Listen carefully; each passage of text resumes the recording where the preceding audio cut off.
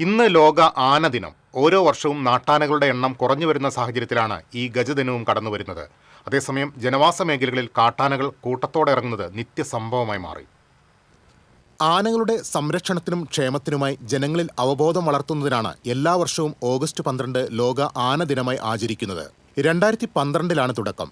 ഇന്ന് ലോകത്തിലെ ഏറ്റവും പ്രധാനപ്പെട്ട വന്യജീവി സംരക്ഷണ ദിനങ്ങളിലൊന്നാണ് ആനദിനം. കാട്ടാനകളുടെയും വളർത്താനകളുടെയും സംരക്ഷണം, ആവാസ വ്യവസ്ഥയുടെ പരിപാലനം, മനുഷ്യനും ആനയും തമ്മിലുള്ള സഹവർത്തിത്വം എന്നിവയെല്ലാം ഈ ദിനം ഓർമ്മിപ്പിക്കുന്നു. പരിസ്ഥിതിയുടെ ശില്പിയായി വിശേഷിപ്പിക്കപ്പെടുന്ന ആനകൾ പ്രകൃതിയുടെ സന്തുലിതാവസ്ഥ നിലനിർത്തുന്നതിൽ നിർണായക പങ്കാണ് വഹിക്കുന്നത്.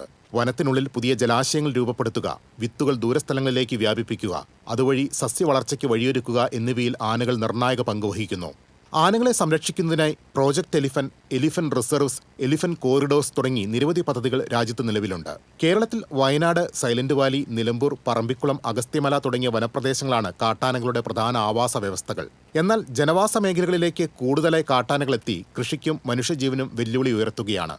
അതേസമയം നാട്ടാനകളുടെ എണ്ണം കുറഞ്ഞു വരികയും ചെയ്യുന്നു. 10 വർഷത്തിനിടെ നാട്ടാനകളുടെ എണ്ണം പകുതിയായി കുറഞ്ഞു. 2010 702 നാട്ടാനകളാണ് ഉണ്ടായിരുന്നതെങ്കിൽ 2026 മാർച്ചിലെ കണക്ക് പ്രകാരം 368 ആനകളാണ് കേരളത്തിലുള്ളത്.